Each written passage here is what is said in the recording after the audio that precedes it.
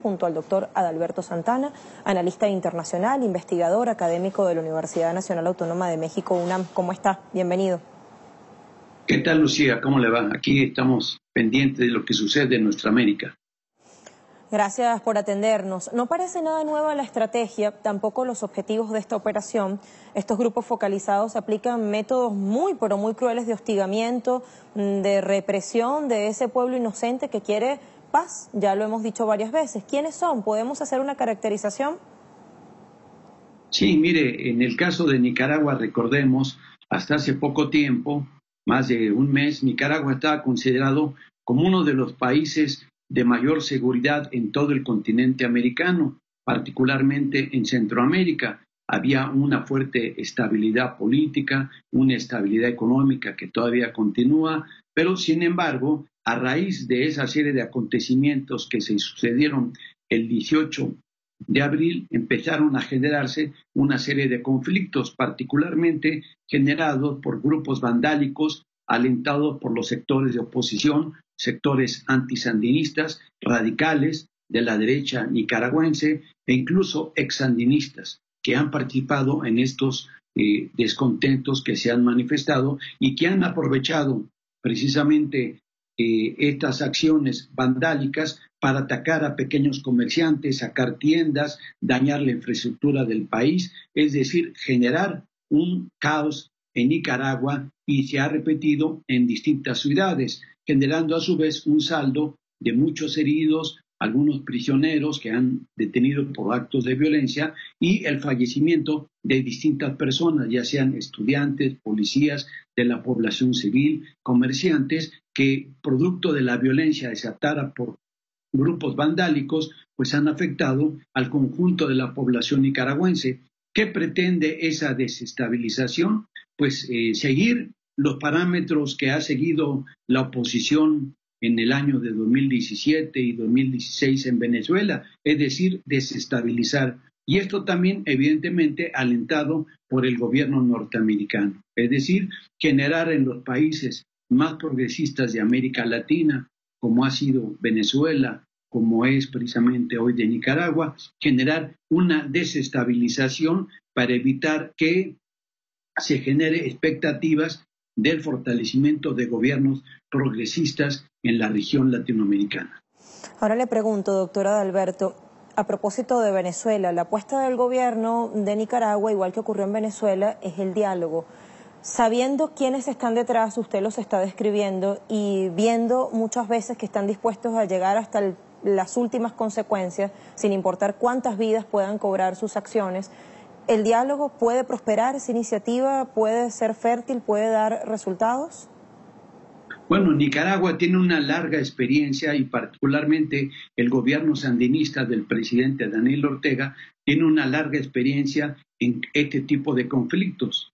Recordemos que históricamente Nicaragua vivió una intervención norteamericana a finales de los años 20 y principios de los 30 del siglo pasado, es decir, en el siglo XX, cuando el general Hombres Libres, Augusto C. Sandino, luchó contra la intervención norteamericana. Ahí los Estados Unidos crearon el somocismo. Más tarde triunfó la revolución sandinista en 1979, que generó también para su derrocamiento pues una dictadura que fue muy sangrienta, la de Somoza, pero que finalmente, a pesar de perderse muchas vidas, el pueblo de Nicaragua salió avante. Posteriormente llegó al gobierno de los Estados Unidos el presidente Ronald Reagan y empezó una ofensiva en 1982 hasta 1990 muy fuerte contra el gobierno sandinista. Hubo una guerra contrarrevolucionaria para desestabilizar el país, se tensó toda el área centroamericana, ¿sí? Y producto de esa situación,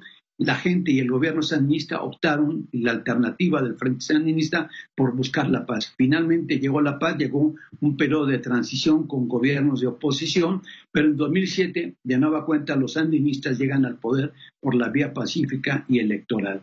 Toman la presidencia del presidente Daniel Ortega y hasta nuestros días ha seguido ahí. Sin embargo, en estos años, últimos años del siglo XX, pues hemos visto una serie de gobiernos progresistas en América Latina, como en Bolivia, en El Salvador, en Ecuador, en Venezuela, en otro momento Argentina, en otro momento en Brasil, incluso en Paraguay y también en Honduras, que aumentaron los gobiernos progresistas en la región. Sin embargo, vino una escalada para derribar a estos gobiernos, tal como vimos en los golpes de Estado del presidente Zelaya en Honduras, en el Paraguay también, en Brasil, para defenestrar a la presidenta Dilma Rousseff, ¿sí? Y en Venezuela hemos visto estas embestidas de la derecha radical y el apoyo que han tenido por parte de Estados Unidos. Hoy Nicaragua vive esta situación y la salida al gobierno de nicaragüense, y lo ha hecho reiteradamente, es la búsqueda de un diálogo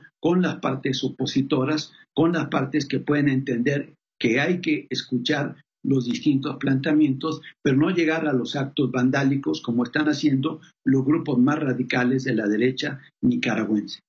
¿Por qué Nicaragua? ¿Qué le hace apetecible, profesor? Bueno, Nicaragua tiene un papel estratégico en toda América Latina. Por ahí se ha planteado ya desde la época de Carlos V, allá en la época colonial, la construcción de un canal interoceánico.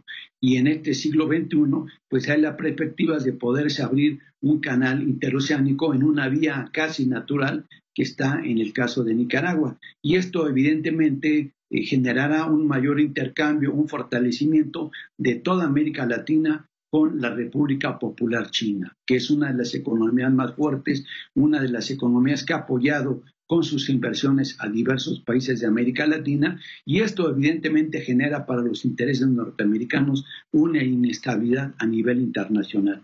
Y por otro lado también pues hay otra serie de conflictos que hay en Medio Oriente, ¿sí?, donde se han seguido ciertas pautas, particularmente estas rebeliones de la derecha, como sucedió allá en Libia, la guerra incruenta que vive en este momento Siria, y que para el gobierno norteamericano, particularmente para Trump, puede ser una alternativa para desestabilizar a los países latinoamericanos y particularmente los más progresistas frente a una oleada que seguramente vamos a ver próximamente de nueva cuenta en América Latina. Vienen las elecciones este 17 de junio en Colombia, ha habido un ascenso de las fuerzas progresistas, pueden llegar a gobernar y ganar estas elecciones el día 17 de junio en Colombia y después el 1 de julio en México, algo muy semejante con las fuerzas progresistas que encabeza el Partido de los Trabajadores, el Partido Morena y el Partido Encuentro Social, que cambiaría este escenario, más a lo que se sumaría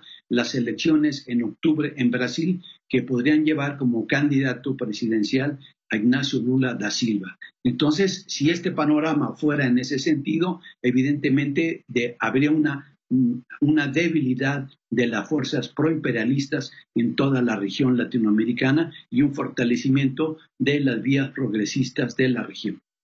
Ahora, un papel destacado, doctor, han tenido los medios de comunicación, como suele suceder, las redes sociales en especial, y también la juventud en el campo de los hechos. Quiero preguntarle si es que acaso los jóvenes están siendo utilizados para, como ocurrió en Venezuela, erigirlos como un grupo independiente, que nada tiene que ver con las organizaciones políticas tradicionales. ¿Cómo lo ve usted? Sí, mire, yo pienso que no son todos los jóvenes, son ciertos segmentos de la población estudiantil, ciertos segmentos de la población marginada, ¿sí?, que es utilizada y es financiada por grupos de poder económico para generar una desestabilización. Los estudiantes que particularmente participan en estas movilizaciones son estudiantes muy proclives a posiciones de derecha. No son miembros del movimiento estudiantil sandinista ni de la juventud sandinista que se identifican con el proceso revolucionario. Muy por el contrario, en la juventud también hay sectores súper conservadores, sectores bastante radicales por la derecha y que actúan de una manera violenta. Y de igual manera están los llamados grupos vandálicos, este lumpenproletariado marginado de todo beneficio social, ligado a los grupos de los que conocemos como las maras, que son los que pretenderían precisamente generar por el financiamiento de grupos de poder económico y grupos de poder político la desestabilización de su país, como es el caso de una Nicaragua que ha vivido en muchos periodos de historia una serie de guerras y conflictos, pero que finalmente sale avante en un proceso de pacificación y de la construcción de la paz. Doctora Adalberto Santana, gracias por estas consideraciones, por toda la explicación que acaba de darnos. Muchas gracias a usted, Lucía. Destacado académico e investigador de la Universidad Nacional Autónoma de México, UNAM. Así cerramos nuestro análisis sobre lo que está ocurriendo en Nicaragua. Vamos siguiéndole el pulso a esta realidad. Recuerda que esta tarde habrá una reunión importante entre el presidente Daniel Ortega y el episcopado, la Conferencia Episcopal de Nicaragua en la Casa de los Pueblos, y seguramente tendremos todos los detalles a través de nuestra corresponsal María José Díaz.